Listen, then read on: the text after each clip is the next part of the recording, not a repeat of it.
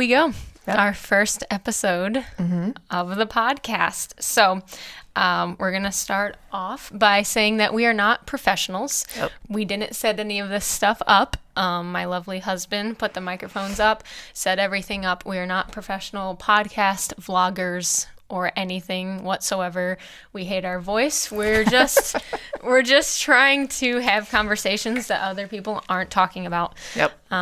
So that's kind of the start of everything. But the first episode, we're hoping just to share a little bit why we decided to do this, because we have a lot of conversations by ourselves, talking to God, just with the two of us, and the whole point of it is to just record it, both auditory and visual, for people to just hear what is on our heart and in our brain and things we have to process through. Yeah. So absolutely. What do you think? Like, I mean, not to throw you on, but like, why are we doing this? Yeah. It's something that nobody really talks about, and there's not a ton of resources out there.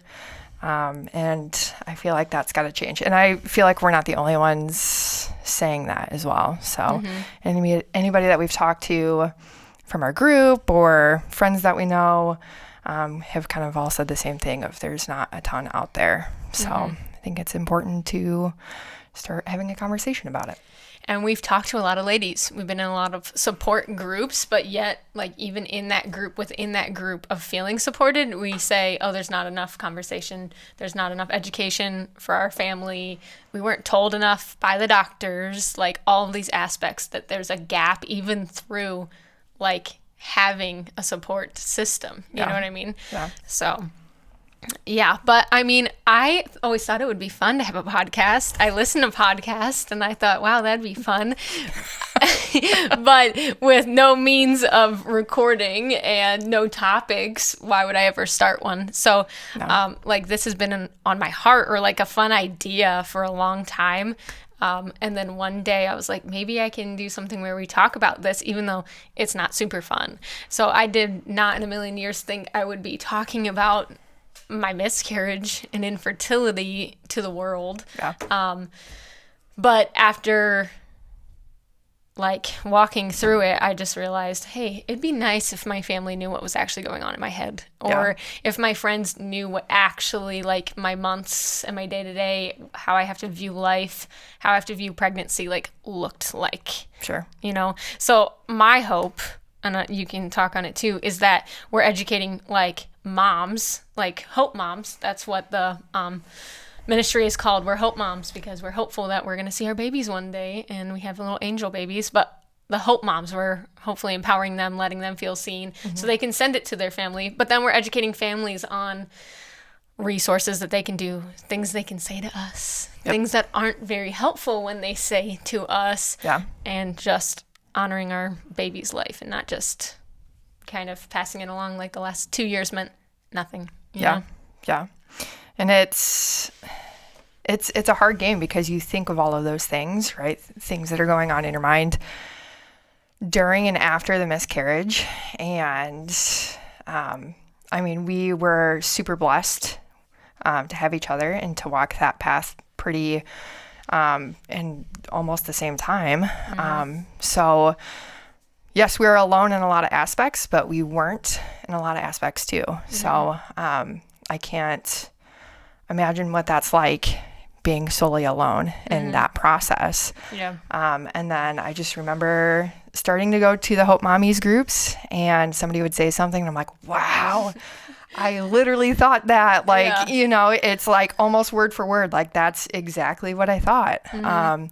So, you know, that's why we're doing this, is because a lot of those women don't have that resource to go to a support group.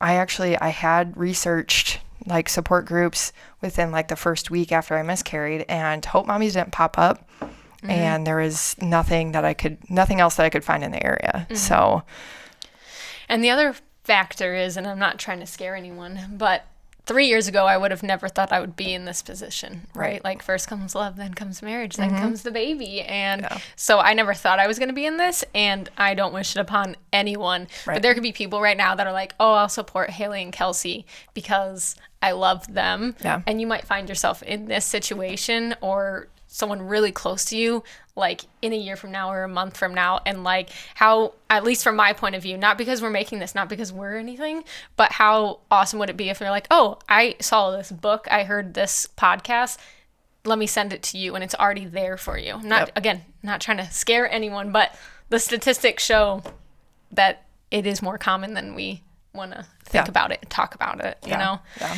So that's kind of the gist of everything. I mean, these topics in this overall podcast is not going to be super fun to talk about either. Like, to preface this, like, talking about losing a baby is not like super fun. We're not, you know, we're gonna laugh because if anyone knows us personally, there we go. We're pretty goofy. We tell dad jokes. We are silly. Like I said, we're not professionals, so we're gonna laugh and we're gonna goof and we're gonna twirl our hair and we're gonna be us, you know. But we are talking about real things and our hurt and our current hurt. We'll talk about that in the next podcast, but fresh hurts and like fresh wounds, you know.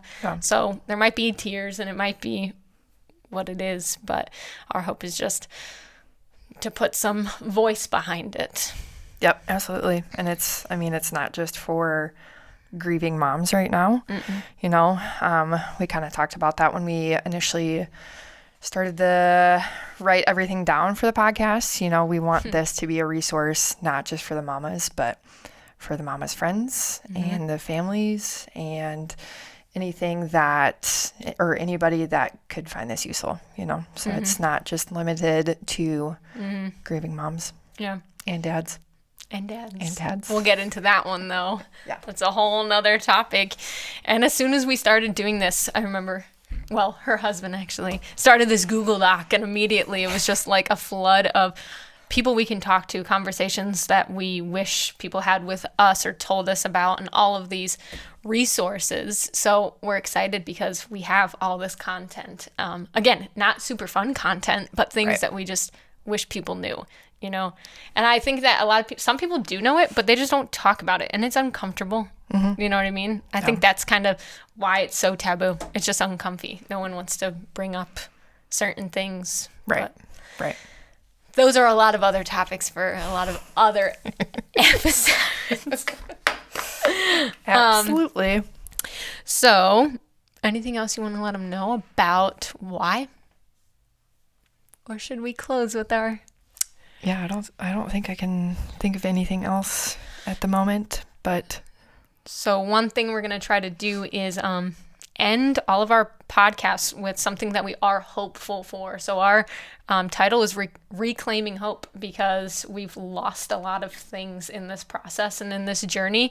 I mean, our babies, but we've lost the innocence of pregnancy. We've lost connections. We've lost there's so much that we've lost. Yeah. And hope is that feeling of looking forward to something. And there's always something to be hopeful for.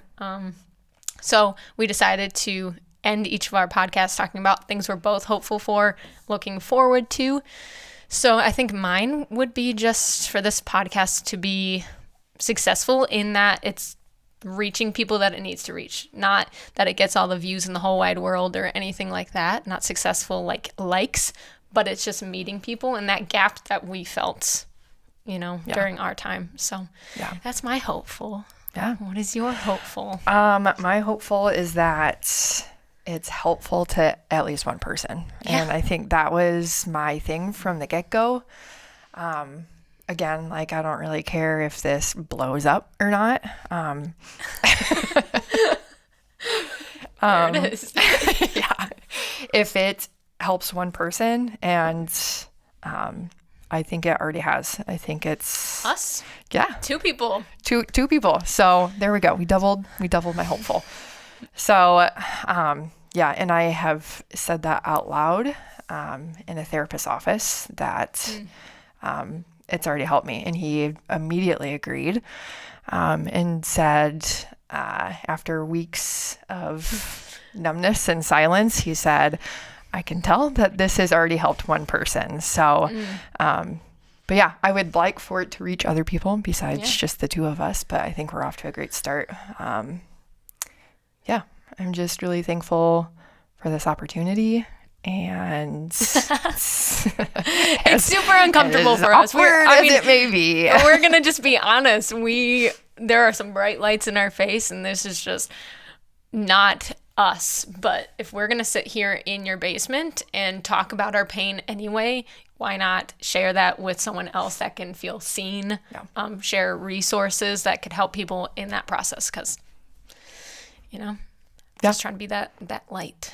Yeah. I mean, it's one thing for you and I to have a conversation in the car on the way to Special Olympics or wherever. And it's another thing to say something to your husband or a family member or in the therapist's office, whatever. But it's a whole other ball game too, even though we're sitting here alone in the basement as we kicked our husbands out. Yeah. It's different to push that out for everyone to hear. So it's going to be hard.